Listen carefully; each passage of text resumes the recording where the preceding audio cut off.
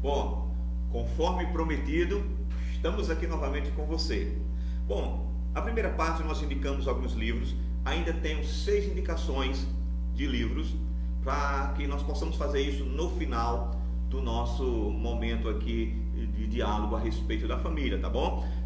Mas nós vamos chamar você novamente para você preparar agora a sua sala de transmissão. Convide pessoas agora, talvez você esteja, não somente você, mas pessoas amigas vivendo momentos difíceis de convivência diante de todo esse quadro de pandemia. Queridos, nós estamos vivendo momentos que nós não estamos preparados para viver, e principalmente relacionado a relacionamento familiar. E hoje nós vamos tentar ajudar. A nossa proposta aqui não é dar uma receita de bolo, não é? Para que você possa colocar ipsilipse dentro da sua família como norma, como conduta, e isso lhe vai dar o resultado de uma família feliz. Esse não é, de fato, de maneira nenhuma, não é, a nossa proposta, não é esta. A nossa proposta é trocarmos ideias, é sabermos como é que estão as famílias e tentar orientar com base na Bíblia a resolver conflitos em tempos de crise, até porque todas as famílias têm seus conflitos. É bem verdade, em algumas áreas diferentes, mas todas elas têm seus conflitos. Então, o nosso chamamento nessa noite é para que nós possamos dialogar sobre isso.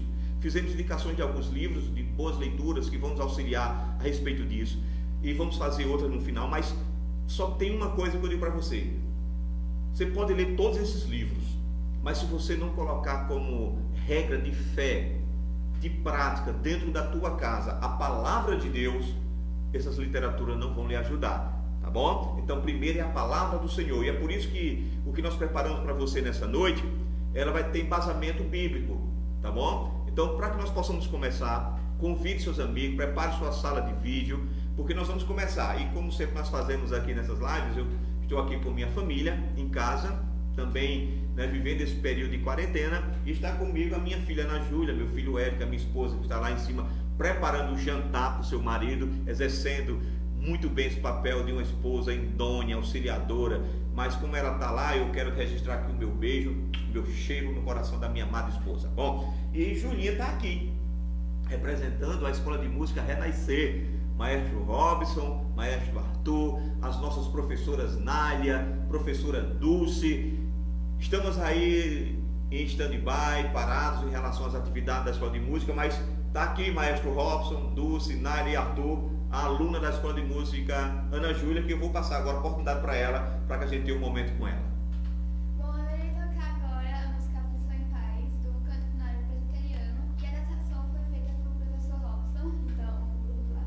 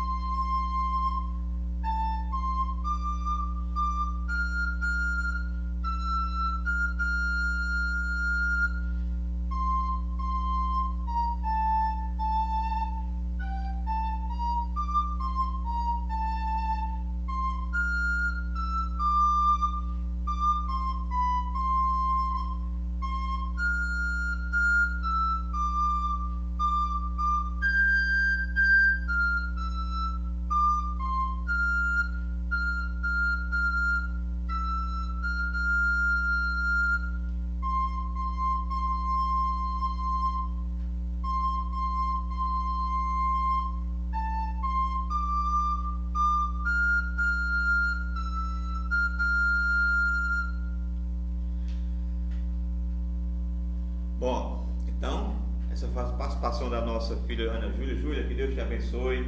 Vá agora auxiliar sua mãe e nós vamos ficar aqui preparando esse momento para você. Como lhe falei, nós vamos agora ter esse momento onde nós estaremos compartilhando da palavra de Deus. Mas eu gostaria de convidar você para que você pudesse estar aí preparando a sua sala de vídeo, chamando a sua família. Nós vamos trabalhar essa temática nessa noite, né? Que é uma temática que eu acho que é importante para nós, não é? Relacionamentos em tempos de crise. Essa é a temática que nós vamos estar nessa noite discutindo com você. Então eu quero convidar você, já está comigo, algumas pessoas já estão aqui, né? Dulce, Aline Luna, Samara Monteiro, né? Júlio César Feitosa também, Mariana Moraes, está preparando aí todo esse pessoal. Está chegando aqui meu pastor, Ali Charles. Ô pastor, que privilégio poder estar contigo, meu irmão. Você é uma bênção, meu reverendo. Deus te abençoe. Então, vamos estar preparando esse momento, tá certo? Eu quero convidar você agora para que a gente possa, a partir de agora, adentrar nesse tema. Um tema propício. Irmãos, perceba, nós estamos vivendo um momento de isolamento, de quarentena, não é? De distanciamento social, e isso traz alguns reflexos. E eu entendo que a família é a primeira a ser afetada nisto. E nós vamos perceber que a família, nesses dias, nós já estamos aí com mais de 30 dias, em que de fato alguns decretos em termos nacionais foram lançados, em que nós estamos vivendo esse período de quarentena. É bem verdade que existem os dois lados da moeda. Isso é muito natural, os dois lados da moeda. Existe algo bom nisso, né? Nesse estar reunido em família, porque algumas coisas foram de fato trazidas como prática para a vida familiar e cristã. O assentar à mesa todos juntos para refeições, não é? O momento do culto familiar, o estar mais próximos, os cônjuges dos filhos e os filhos dos cônjuges, dividir mais tempo um com o outro. Mas ligado a isto, irmãos, eu entendo que também algumas coisas estão complicando, principalmente na questão de relacionamento. Porque nós estamos no período de quarentena, mas nós não estamos no período de férias, tá? É totalmente diferente esse período que nós estamos tendo com a nossa família, né, dentro da nossa casa, do que um período, por exemplo, que nós pudéssemos estar com as nossas famílias em um momento de férias, podendo ir e vir, podendo ir ao shopping, ao cinema, quem sabe fazer uma refeição comunitária unida juntos em um outro momento, né, para que pudéssemos dialogar e conversar acerca da vida. Nós não estamos de férias, nós estamos vivendo por força de um decreto dentro das nossas casas. E como se não bastasse tudo isso, perceba que os problemas relacionados à pandemia e ao isolamento afetam nossas famílias diretamente. São pais que estão com seus empregos a fio, né? Estão aí à mercê de perder os seus empregos. Outros pais que estão convivendo com seus filhos ou mães perderam seus empregos já. Então perceba que com tudo isso vai trazendo também, sabe, uma porta aberta, um combustível para que de fato os problemas apareçam. E nós temos percebido como pastor, porque apesar da igreja estar com suas portas fechadas, o exercício, não é, do pastorear, ele está ativo. Nós continuamos visitando algumas famílias, nós continuamos assistindo às famílias, e nós temos percebido isto em famílias nossas, bem próximas, dentro da nossa casa, de pessoas que nós conhecemos, quer seja do âmbito cristão ou não. Nós temos percebido que tem aumentado os conflitos na família diante de tudo isso que nós acabamos de expor, e mais alguns outros fatores que, claro, de família para família, esses fatores vão mudando. Mas existem fatores que são muito parecidos nas famílias, e a nossa proposta nessa noite é tratar desses fatores que são muito parecidos, não é? Problemas de relacionamentos que a gente pode tentar resolver à luz da palavra de Deus. Então, eu me propus nessa noite a trabalhar essa temática pensando justamente nisso.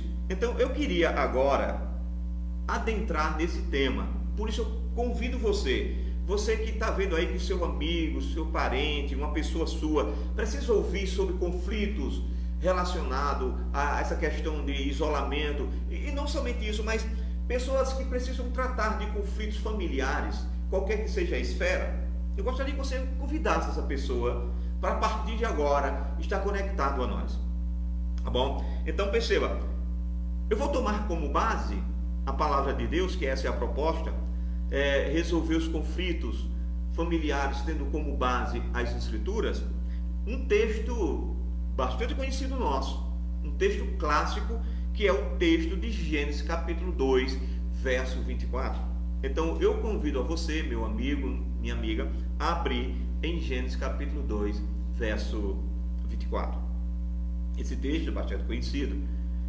Esse texto nos diz: por isso, deixará o homem pai e mãe, e se une à sua mulher, tornando-se os dois uma só carne.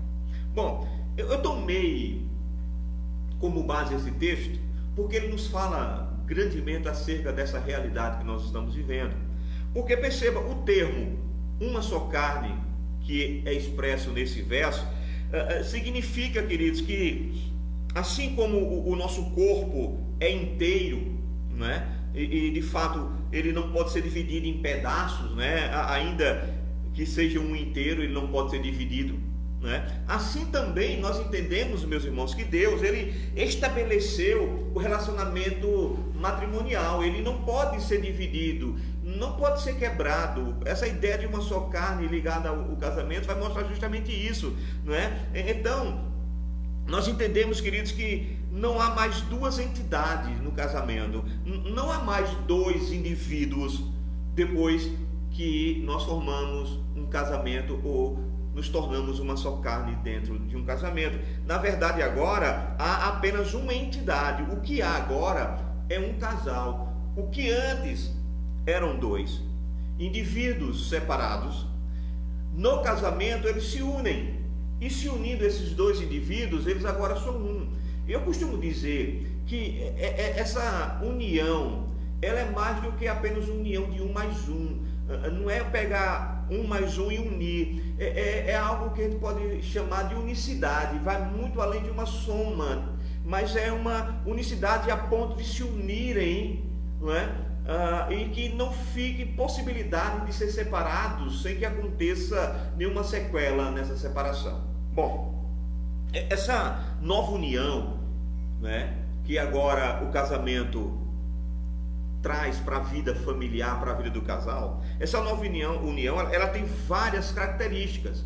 E eu vou começar falando sobre algumas dessas características dessa união, quando agora deixamos de ser deixamos de ser um, né, cada indivíduo, e esses indivíduos se tornam agora uma só carne. A primeira dessas características que eu gostaria de falar para você é justamente o relacionamento que esse verso nos traz de uma só carne. Relacionamento de uma só carne. O que é que você entende, por exemplo, quando a Bíblia diz que nós seremos uma só carne?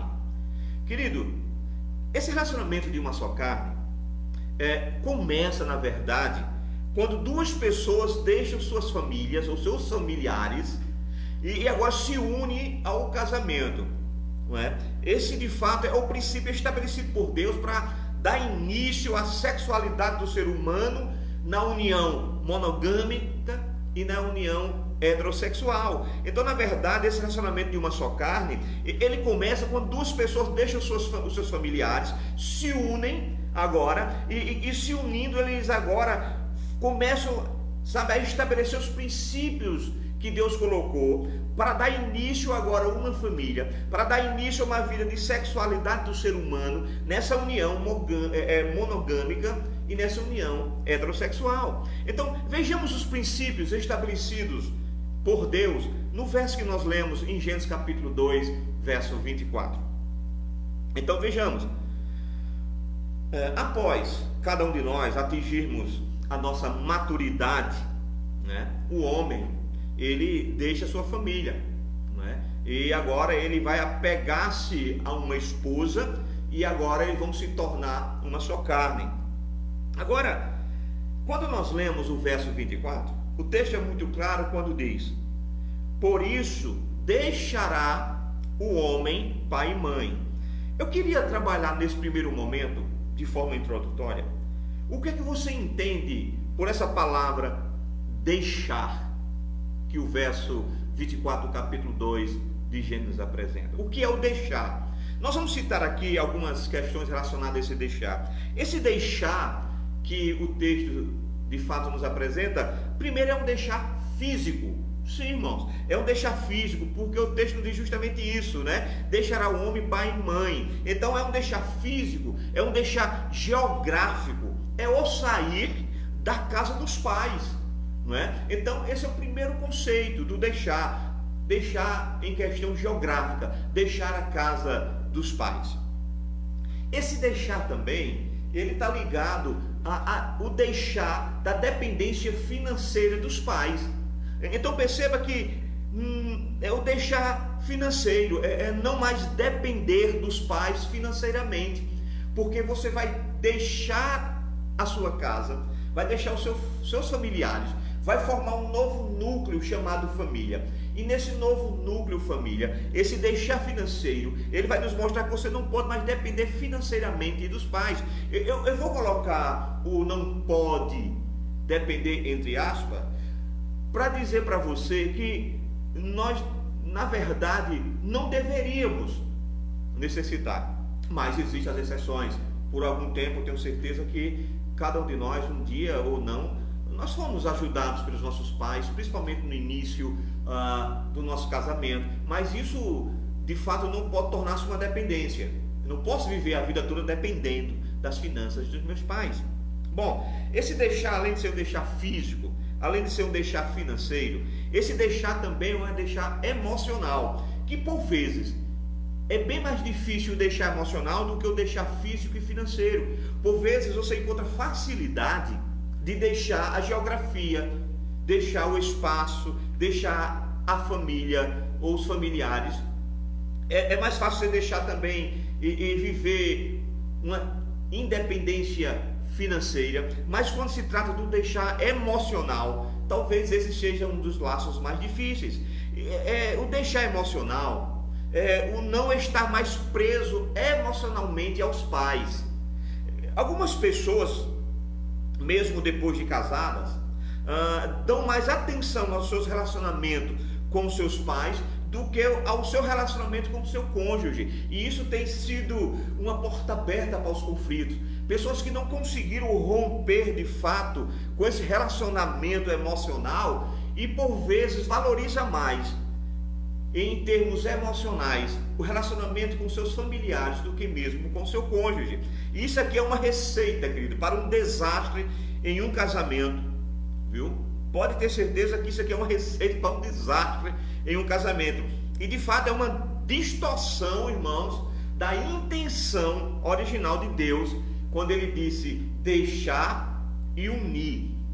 Então perceba, o termo deixar aqui dá a ideia de cortar de fato os laços emocionais. Mas deixa-me dar somente aqui uma orientação e fazer uma observação. Por mais que esse deixar emocional esteja ligado às emoções, de fato, né, a cortar esses laços emocionais, isso aqui, queridos, não está dizendo que nós devemos abandonar os nossos pais. Longe de qualquer coisa, essa interpretação pode ser correta. Não é isso que o texto bíblico está dizendo. Ele está dizendo que você não pode depender emocionalmente dos seus pais. Você não pode depender a ponto de, por exemplo, valorizar mais os sentimentos relacionados aos seus familiares do que a sua família, o núcleo familiar constituído por você quando deixou a dependência geográfica, quando deixou a dependência financeira dos seus pais e uniu-se à sua mulher. Ok? Bom, então esse é o significado, né, que nós entendemos biblicamente do deixar. Mas a palavra diz que nós devemos deixar os nossos pais, as nossas dependências, conforme falamos, e devemos nos unir. Bom, já que nós fizemos digamos assim, meditamos de forma mais coesa na palavra deixar, vamos fazer isso também com a palavra unir, porque o texto diz, deixará pai e mãe e se unirá à sua mulher. Então a palavra aqui, queridos, ela dá a ideia justamente de aderir-se, dá a ideia de colar-se à sua esposa ou ao seu cônjuge. Você deixa pai e mãe e une-se, adere-se, cola-se agora ao seu cônjuge. Então, Esta é a ideia da palavra unir-se. Mas perceba que quando há essa união, acontece uma outra coisa que o texto nos diz. Agora eles tornam-se uma só carne, uma só intimidade. É que diz o restante do verso 24. Tornando-se os dois uma só carne. Houve o deixar, não é? Emocional, físico e territorial. Houve a união, houve o aderir-se, houve o colar-se ao seu cônjuge, e agora a nova realidade desses eventos. Agora é justamente isso, se tornaram agora uma só carne. Então, queridos, isso não significa que quando acontece essa união em uma só carne, por exemplo, isso não significa a perda da sua própria identidade. Não é isso, você continua sendo você, né? Mas na verdade trata-se aqui da união espiritual, da união emocional e da união física agora com este novo, essa nova pessoa, esse seu cônjuge. Deixaram de ser dois indivíduos diferentes, uniram-se agora, estão unidos, colados, aderidos. Então tudo que era dependência familiar, territorial, financeira e emocional está envolvido agora nesse novo ser criado da união entre você e o seu cônjuge. Por isso agora essa união espiritual, emocional e física. Então, deixa-me dizer somente para você uma coisa. Por vezes, as pessoas entendem errado isso e acham que quando se torna uma só carne, a pessoa tem que perder a sua identidade. Nós temos que respeitar as nossas individualidades. Nós vamos falar um pouquinho disso mais na frente, tá bom? Então perceba, agora eles se tornaram uma só carne. E o resultado de ser uma só carne, ele pode ser encontrado justamente nos filhos, que são a união, né? Que é o fruto dessa união. Então, esse resultado de sermos uma só carne com o nosso cônjuge vai ser justamente produzido agora nos nossos filhos. Nossos filhos são de fato o produto dessa nossa união. Esses filhos agora, eles contêm informações genéticas, né, como resultado dessa nossa união. Então os nossos filhos vão carregar, né, informações genéticas minha e da minha esposa. Então nossos filhos, os seus filhos, são frutos, o produto dessa união. E perceba que até mesmo no ato sexual desse relacionamento, eles, de fato, esses que se tornaram uma só pessoa agora, eles devem considerar seus corpos como pertencente não mais a si mesmo, mas ao seu cônjuge. Então perceba que essa união de um só corpo era tão importante que no momento que nós nos unimos, até a nossa sexualidade agora, ela está unida. Então, quando eu estou unido ao meu cônjuge, no que diz respeito à sexualidade, isso aqui é uma coisa muito importante, não é? Nesse aspecto sexual do relacionamento, aqueles que estão ligados se tornaram uma só carne, os seus corpos não pertencem mais a si mesmos. E isso é bíblico, não é? Quando Paulo escreve a sua primeira carta aos Coríntios, no capítulo 7, nos versos de 3 a 5, ele nos diz o seguinte: o marido deve, perceba, o marido deve satisfazer as necessidades conjugais de sua esposa, e a esposa deve satisfazer o mesmo por seu marido. Então perceba, questão da sexualidade, no momento que nós nos tornamos uma só carne, que nossas emoções, tudo está ligado um ao outro, a questão sexual também, ela tem que estar assim. Não há um superior na relação sexual, mas a relação sexual ela tem que estar equilibrada, cada um fazendo o seu aspecto, entendendo que agora nós temos essa comunhão de corpo, de alma, de família, mas também essa questão do corpo no que diz respeito aos aspectos sexuais. O texto continua: a esposa não tem autoridade sobre o seu corpo, mas sim o marido. Mas perceba que, da mesma forma, diz o texto, não é o marido que tem autoridade sobre o seu corpo, sim a esposa. Não privem. Eu acho interessante que depois que Paulo fala sobre isso, irmãos, de que de fato a autoridade do meu corpo agora é da minha esposa, e a autoridade do corpo da minha esposa me pertence no sentido da relação conjugal, ele vai nos orientar sobre alguns aspectos importantes na vida conjugal, principalmente nessa área sexual. No verso 5 ele diz: não privem um ao outro de terem relações, a menos que ambos concordem em abastecer, ou melhor, manter-se afastado da intimidade sexual por um certo tempo, a fim de que se dediquem de modo mais pleno à oração. Depois disso, unam-se novamente, para que Satanás não os tente por causa de sua falta de domínio próprio. Veja que orientação maravilhosa. Irmãos, dentro dos conflitos, dos relacionamentos, a vida sexual, ela traz de fato um bojo, não é, de conflitos no que diz respeito às relações familiares, homem e mulher.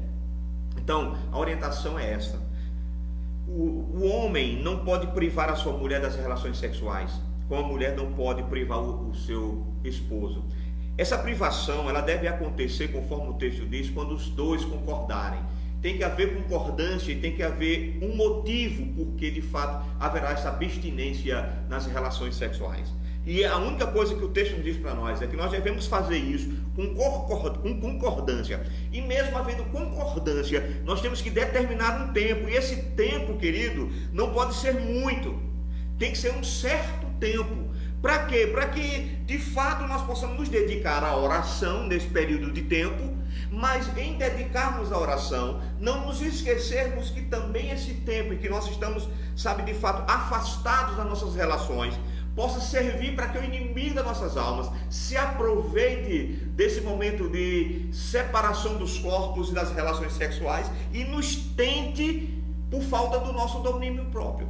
Então, aqui fica muito claro essa questão das relações sexuais. Então perceba, de fato o casal, também eles não devem se focalizar em seu próprio prazer, né? É isso que o texto está dizendo. Eu não posso me preocupar como esposo em termos de relações sexuais apenas com o meu prazer. Não. É por isso que eu tenho que pensar no outro. Eu tenho que pensar no meu cônjuge. É isso que nós temos que entender, porque na verdade o nosso papel fundamental nisto é dar prazer ao nosso companheiro. Da mesma maneira, aquele que é o nosso cônjuge deve se preocupar em nos dar prazer. Nós que somos pastores, nós aconselhamos tantos casais.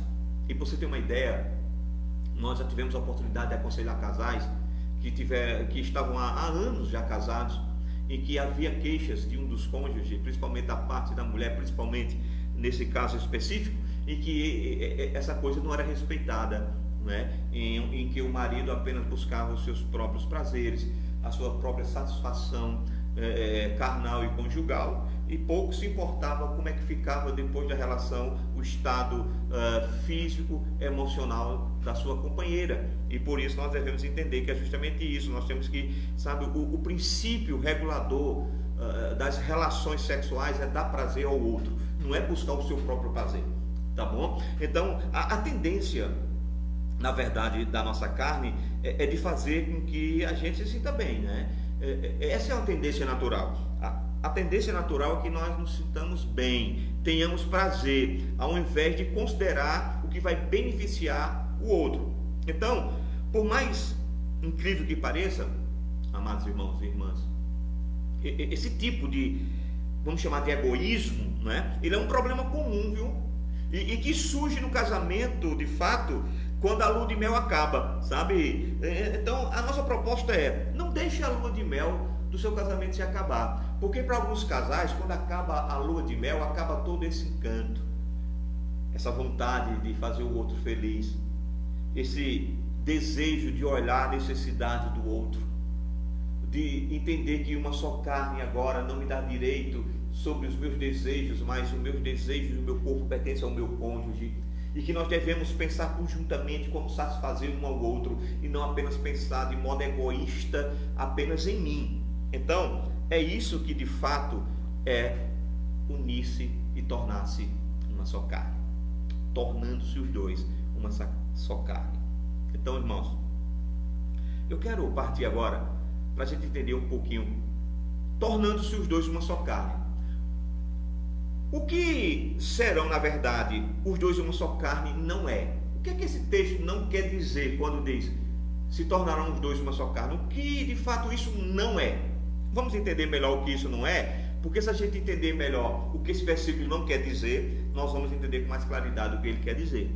Então, serão os dois uma só carne não quer dizer, irmãos, que você vai perder a sua identidade, como nós falamos lá no início, dando apenas a ideia do que nós vamos tratar agora. Porque perceba,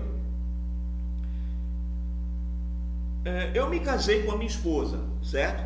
Então, no momento que eu caso com ela, ela não deixa de ser ela mesma. Ela não perde a sua identidade porque ela passa a ser uma só pessoa comigo ou uma só carne comigo. Ela não perde a sua identidade, né? Ela, na verdade, ela não assumiu a minha identidade. Não? Ela não será, por exemplo, como eu posso dizer, ela não será o meu clone. Não, ela não perdeu a identidade dela porque ela tornou-se comigo uma só carne e ela agora é o meu clone. Pelo contrário, nada disso é uma verdade, como também não é verdade o caminho inverso. Não é porque eu me casei com a minha esposa que agora eu sou um clone dela, perdi a minha identidade. Pelo contrário, não é isso. Não, e é por isso que nós precisamos, na verdade, respeitar a individualidade dos nossos cônjuges. Nós temos que entender que o que de fato nos torna um casal, essas diferenças que nós temos. Seja sincero. Agora eu quero que você que está aí do outro lado da telinha me responda com toda sinceridade. Você casaria com alguém igualzinho a você, com os mesmos gostos? Você casaria com alguém igualzinho a você, com os mesmos defeitos, com as mesmas vontades? Eu vou falar por mim. Eu não conseguiria viver um dia com uma pessoa semelhantemente a mim, com um clone, com tudo que eu penso, da mesma maneira que eu penso, da mesma maneira do meu viver, das minhas vontades. Seria impossível. E é por isso que no casamento nós temos que respeitar as individualidades. Nosso cônjuge não se tornou um clone nosso, tá bom? Então, na verdade, sabe, essa questão dos dois serem uma só carne não é perder a sua identidade. Como também se tornar os dois uma só carne não quer dizer que a partir do momento que nós nos tornamos uma só carne, nós vamos pensar igual. Ah, pronto, agora a partir desse momento nós somos uma só carne, então o meu pensamento vai ser o pensamento do meu cônjuge, nós vamos ter uma interação de pensamentos, tudo vai fluir nesse pensamento. Erro sério dentro das relações. Da mesma maneira, queridos, que nós não nos tornamos um clone, nós também não passamos a pensar semelhantemente da maneira do nosso cônjuge, não, queridos. Sabe, não existe, nunca existiu, na verdade, um casal no planeta Terra que depois do casamento, como que em um passe de mágica, passassem a pensar igual em tudo e em todas as coisas. Eu não conheço um casal que tenha, sabe, acontecido isso, como que no toque de mágica essas pessoas pudessem agora se tornar um só ser, um só pensamento, uma só vontade, um só desejo. Não tem porquê, porque na verdade, querido, seria até entediante ter alguém que pensasse igual a nós em tudo. Você já pensou se o seu cônjuge pensasse igualzinho a você? Se você pensasse igual ao seu cônjuge, não seria um tédio? Eu imagino que esse momento de quarentena se tornaria muito mais difícil para nós enfrentarmos. Imagina você pensando igual ao seu cônjuge, igual aos seus filhos. Eita tédio, a gente iria pirar, tá bom?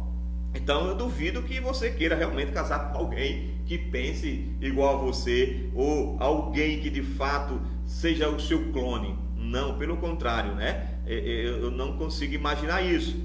Bom, mas o que de fato esse texto quer dizer quando diz os dois serão uma só carne? O que é ser os dois uma só carne?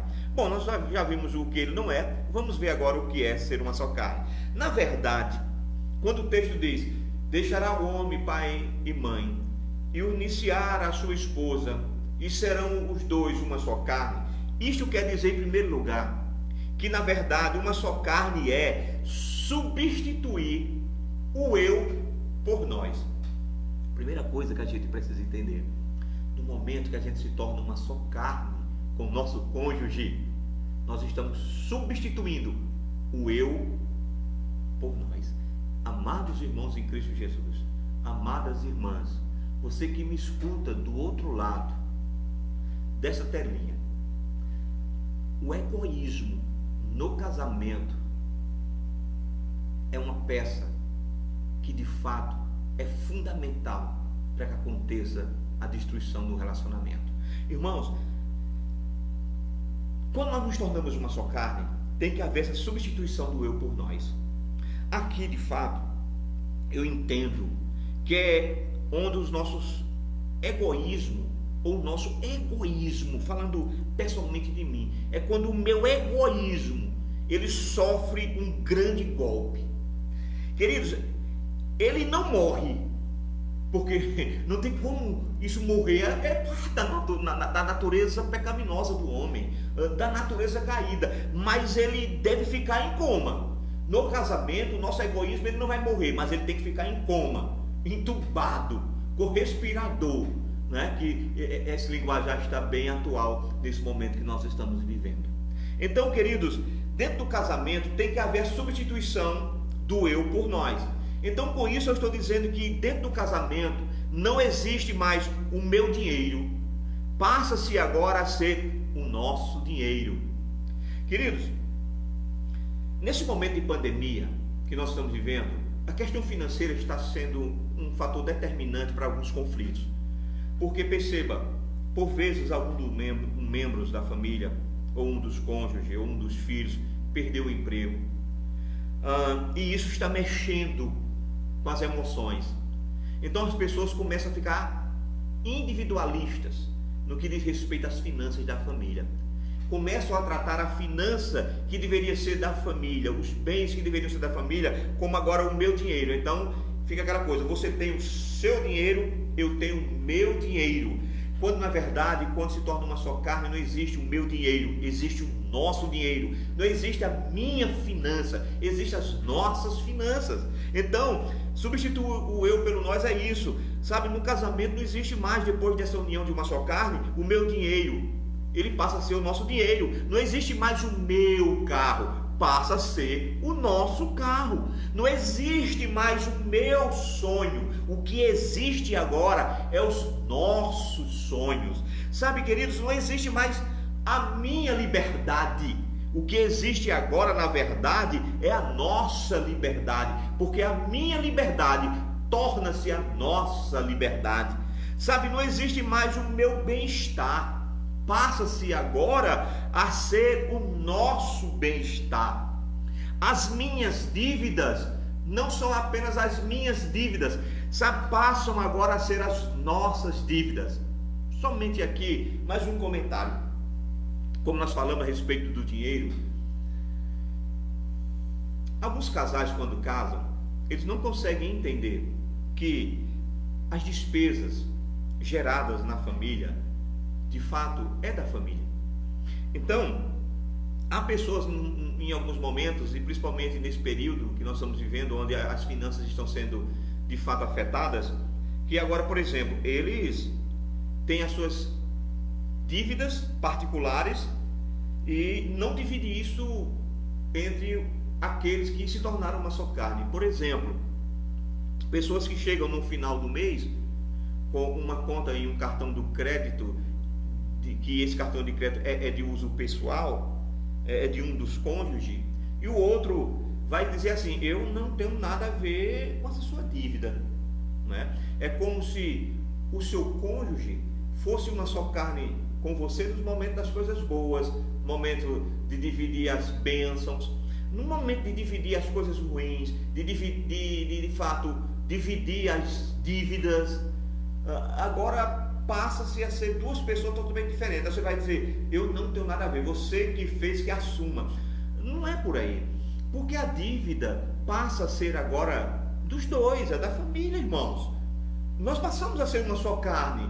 Vamos dividir as coisas boas, mas também as coisas ruins. Então, queridos, enfim, quando nós nos tornamos uma só carne, a minha felicidade é substituída pela nossa felicidade. Então, nós estamos vendo muitos casais tendo problemas de relacionamento por causa do individualismo. Porque o dinheiro é meu, o carro é meu, o sonho é meu, a liberdade é minha, o bem-estar tem que ser o meu, as dívidas são minhas e a felicidade é minha. Então, a primeira coisa que nós entendemos, ser uma só carne é substituir o eu por nós. Mas ser uma só carne também, queridos, é compartilhar a vida. Compartilhar a vida. Nós nos tornamos uma só carne, não fomos transformados em um clone do outro, e por isso mesmo é que nós temos que dividir as nossas vidas, que são diferentes, sabe? Mas que eu tenho que dividir com o meu cônjuge. Então, esse compartilhar não é somente estar junto fisicamente, mas é a união das almas, é dividir sonhos, é dividir vida.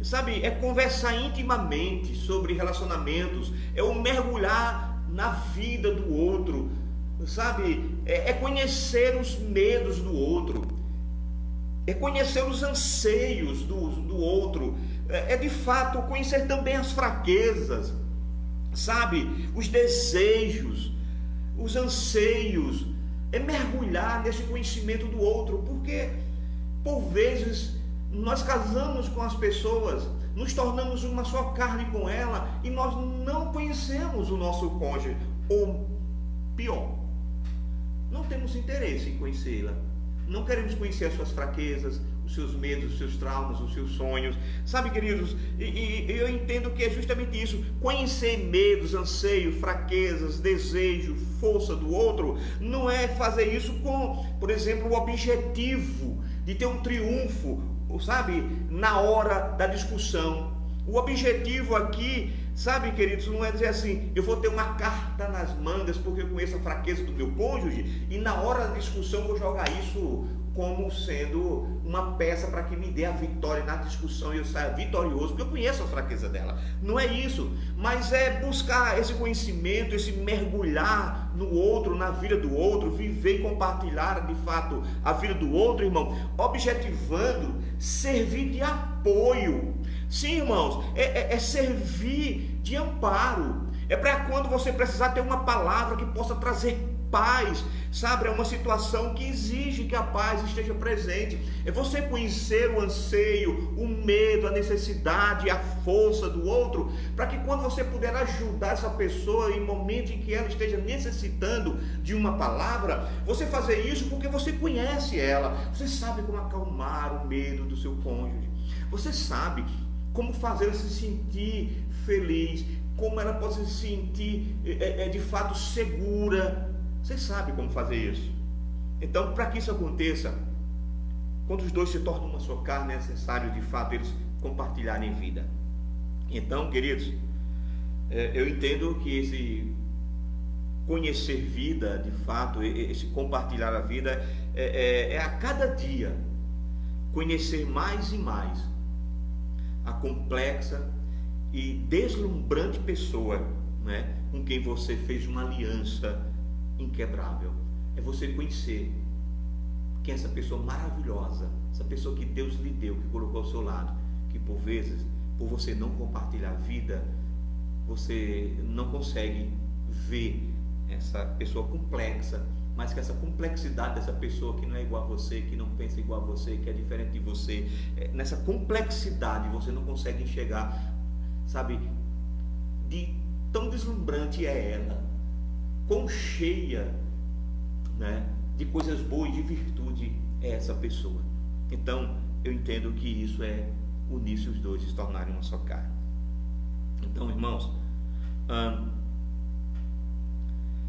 essa união, na verdade, de uma só carne, é a busca do que é melhor para o outro, né? E não é de fato uma coisa que acontece de forma automática. Essa busca do que é melhor para o outro, ela não acontece de forma automática, né? E isso não acontece de forma automática, principalmente, irmãos, depois da queda da humanidade, em que o pecado adentrou na vida do homem. E agora isso tudo fica mais difícil. Então, irmãos, quando dois pecadores decidem viver debaixo do mesmo teto, quando dois pecadores decidem dividir mais do que um leito, certamente os problemas começam a surgir. E a pergunta agora é: como é que nós vamos resolver esses problemas que fatalmente vão surgir na união de duas pessoas pecadoras totalmente diferentes? Como é que nós vamos resolver esses problemas? Eu vou dar aqui rapidamente algumas dicas para a gente finalizar esse momento e voltarmos a indicar para vocês algumas leituras que vão lhe auxiliar em tudo isso que nós falamos. Quais são as dicas que eu vou lhe dar? Primeiro, para que você possa resolver os seus conflitos, a primeira coisa que tem que estar em mente é: defina claramente qual o problema. Qual o problema que existe, que está influenciando no seu relacionamento. É necessário que você, de uma forma bem clara, possa identificar esse problema, não é? Alguém já disse que o problema não é o problema. Vou repetir. Alguém já disse que o problema não é o problema. O problema em si, irmãos, é apenas uma situação que descontrolou-se de alguma forma. Então o problema não é o problema em si. Ele é uma situação que perdeu o controle, tá certo? Então, diante disso, a questão é: os problemas existem porque existe em nós essa falta de capacidade, né, de lidarmos com o problema e de resolvê-lo. Porque o problema só é um problema porque nós não temos facilidade de resolvê-lo. Isso se dá por quê? Porque geralmente, irmãos, nós levamos os conflitos familiares para um lado pessoal. Perceba que na maioria das vezes os conflitos pessoais que eu e você tivemos, que você teve na sua relação, que eu tive na minha, quando nós vamos tratar dos conflitos, nós vamos levar ele para os lados pessoais. Ou seja, sempre nós achamos, sabe, que estamos sendo agredidos de alguma forma pelo outro. Não é? Na verdade não é assim? E isso atrapalha, irmãos.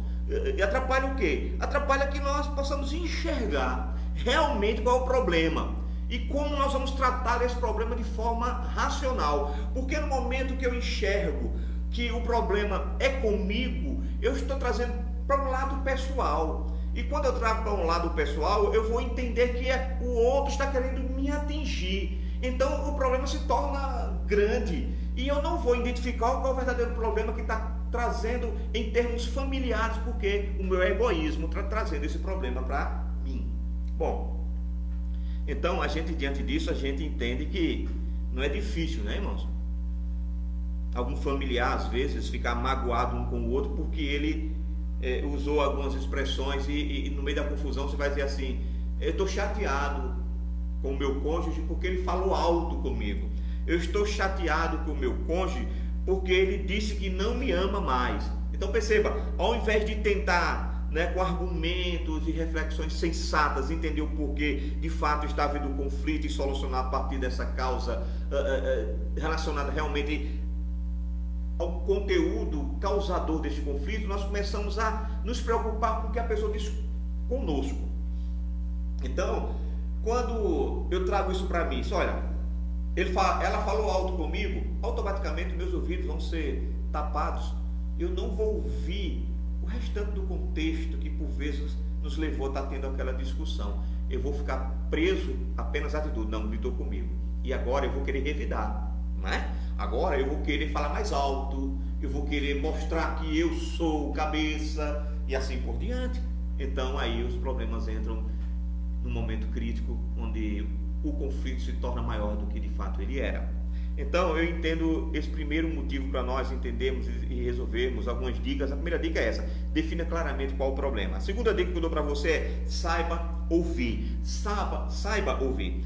Queridos, nós somos ávidos para impor a nossa opinião, na verdade, né, queridos? Nós somos ávidos para impor a nossa opinião quando nós estamos em um conflito. Ou seja, queremos de toda forma provar, queridos, que nós estamos certos, mesmo que estejamos errados. Mas a gente não quer ouvir o outro, a gente quer provar que está certo. Então, qual é a sugestão? Qual é o conselho? Aprenda, meu irmão, aprenda, minha irmã, a controlar a raiva. Aprenda a controlar o ressentimento. Aprenda a controlar qualquer outro sentimento negativo que de fato está envolvido na discussão e deixe o outro falar. Por vezes nós não resolvemos os nossos conflitos porque a pessoa que está falando, ela nem terminou seus argumentos, nós já interrompemos essa pessoa porque nós não sabemos ouvir. Algo que ela disse mexeu comigo e eu quero rebater o que foi dito, e aí acontecem as confusões. Então, queridos, o que eu entendo é que interrupções acaloradas, enquanto o outro fala, só vão jogar mais lenha na fogueira.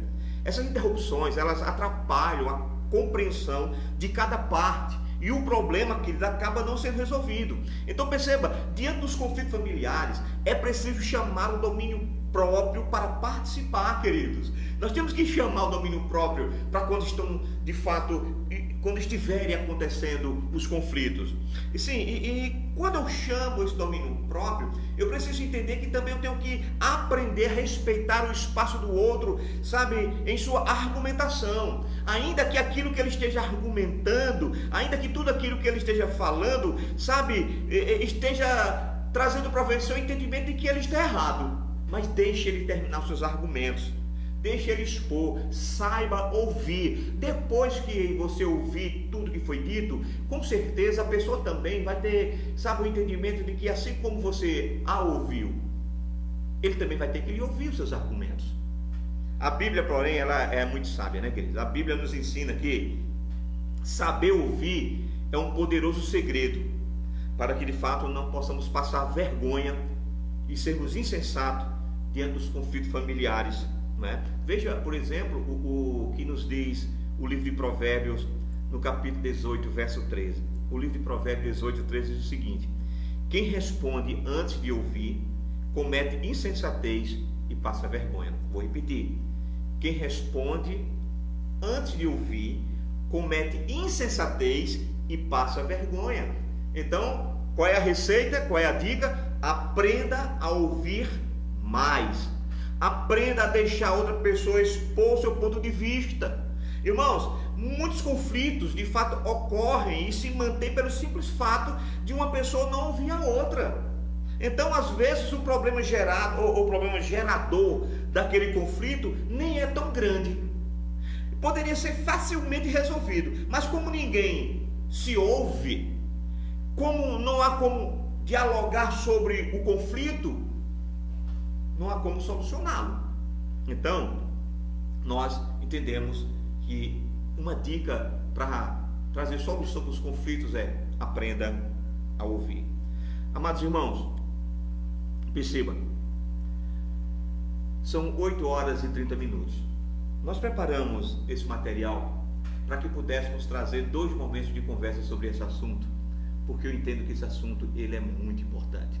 Nós estamos justamente na metade daquilo que nós temos ainda para falar, porque nós temos muitas coisas a tratar a respeito desse assunto. Então, pensando nisso, nós vamos fazer o seguinte: nós vamos parar esse momento aqui, vamos voltar de hoje a 8 dias, tá certo? Você será chamado novamente pelos nossos canais para continuarmos dialogando sobre conflitos familiares. Nós temos muitas coisas para trabalhar ainda sobre isso. Mas como prometido, o que é que eu vou fazer com você?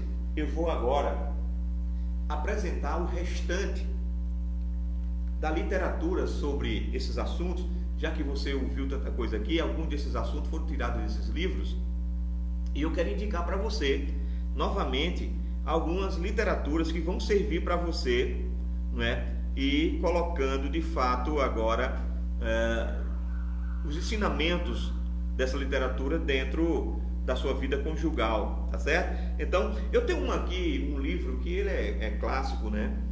Muitas pessoas já estudaram esse livro, e talvez você até o conheça, já leu, que é esse livro de Paulo Solonca e Noêmia Solonca, deste casal, que é este livro aqui, ó, Discipulando Casais.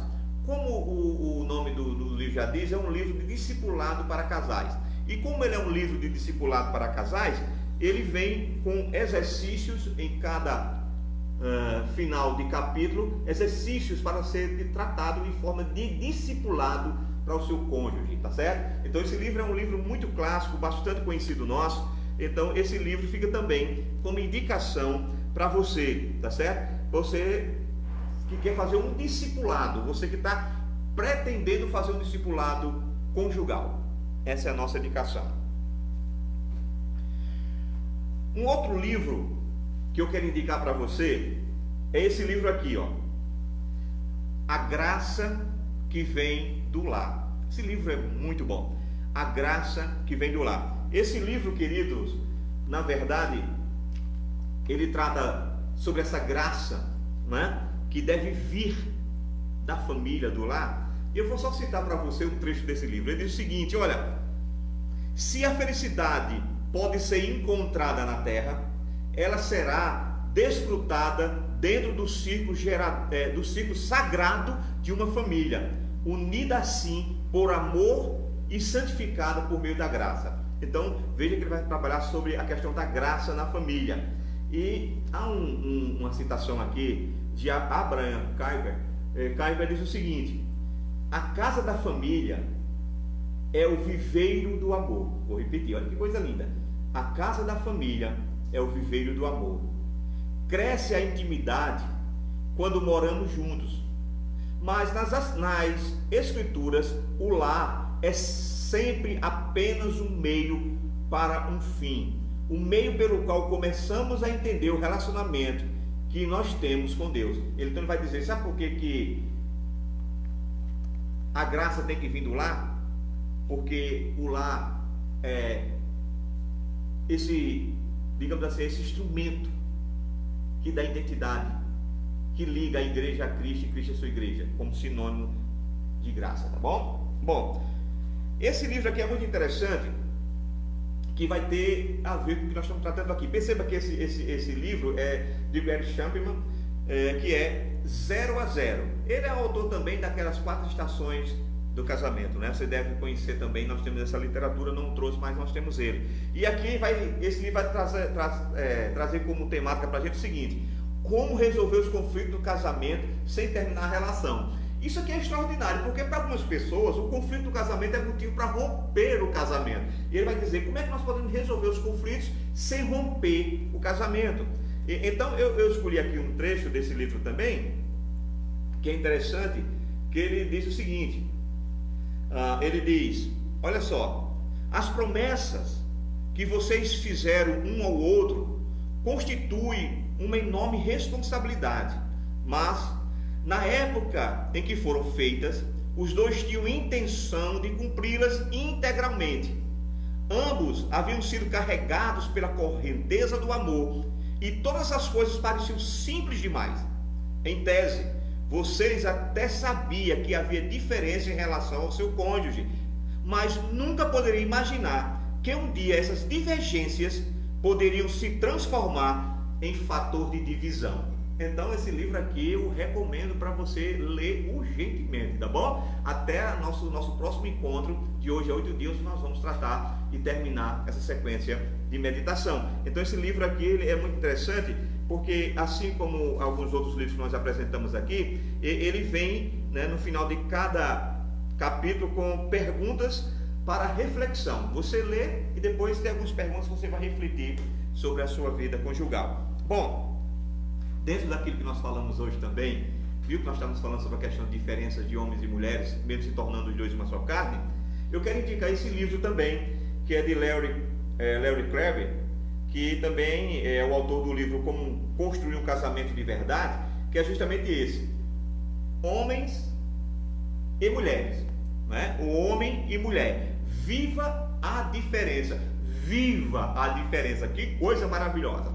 Então perceba que neste livro aqui, eu escolhi uma parte aqui bem elementar para falar sobre o objetivo desse livro, que ele já viu, né?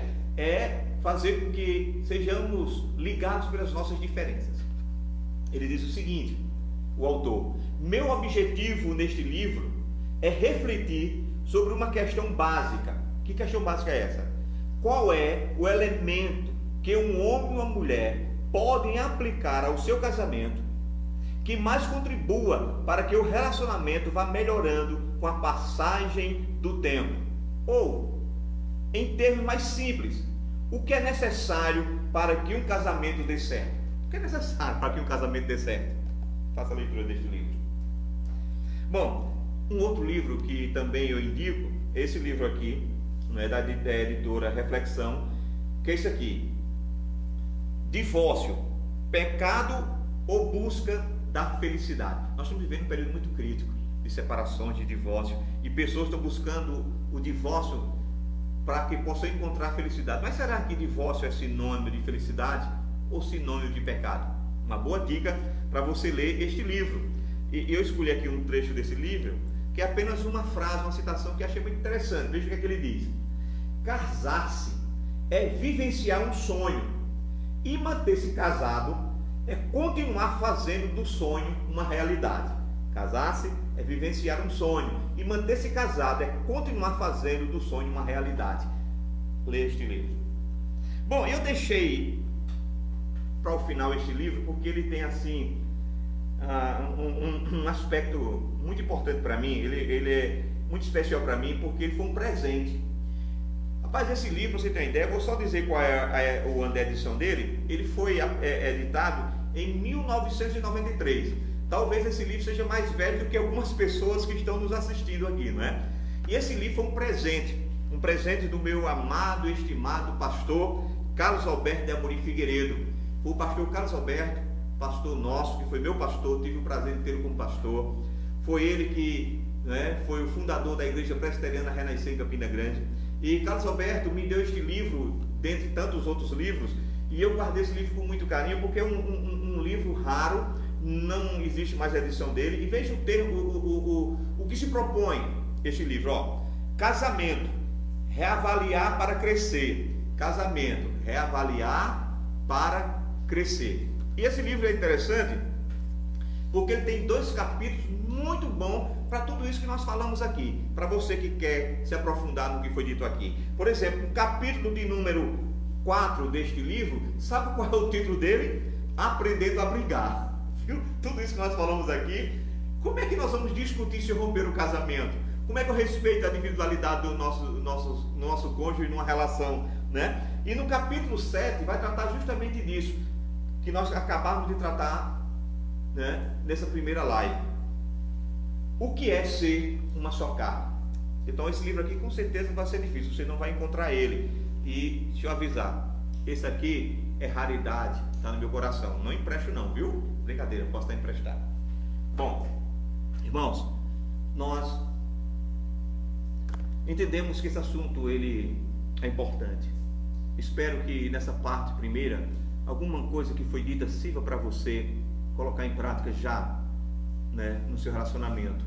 Eu espero que a indicação desses livros, né, possa também lhe auxiliar para que você tenha mais respaldo. Mas voltando ao que eu disse no início desse vídeo, ora, de tudo que eu falei, de todos os livros que eu apresentei para você, tudo isso aqui, eles são secundários no que diz respeito à resolução dos conflitos familiares, porque a Bíblia, ela sim, é um manual.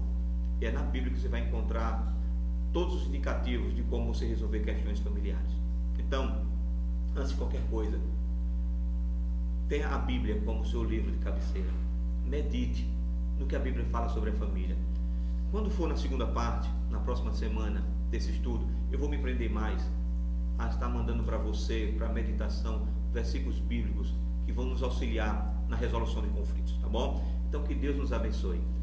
Isaac, eu vou pensar muito no que você me disse, vou sortear um dos livros, mas não vou dizer isso aqui agora não. Eu vou deixar na chamada, né, que nós vamos ter na próxima semana, para encerrarmos esse assunto, qual livro eu vou de fato sortear para vocês, tá bom? Que Deus em Cristo Jesus nos abençoe. E eu queria terminar orando por sua família. Senhor Deus, eu quero pedir a tua bênção sobre as famílias que nessa noite terão esse tempo para estarem conectados conosco, aprendendo sobre resoluções de conflitos em tempos de crise. Que o Senhor nos abençoe e que na próxima semana possamos concluir, ó Deus, esse estudo, essa meditação, e juntos, Senhor, com o aprendizado que vamos ter por meio desse estudo, da leitura de alguma literatura, nós queremos colocar tudo isso, Senhor, sabe, sobre a total dependência da tua palavra. É ela que vai nos condicionar, é ela que vai nos conduzir, é ela que vai nos preservar, é ela que vai guardar a nossa família, é ela que vai salvar o nosso casamento. Por isso eu te agradeço, em nome do Pai, do Filho e do Espírito Santo. Amém. Queridos, que Deus em Cristo Jesus vos abençoe. Mesmo depois que nós estivermos encerrando essa live, deixar aí salva no nosso perfil, fique comentando sugestões de livros, vá nos dando ideia, diga como foi que isso de fato funcionou para você hoje, o que é que você espera no próximo encontro, tá bom? Que Deus nos abençoe em Cristo Jesus.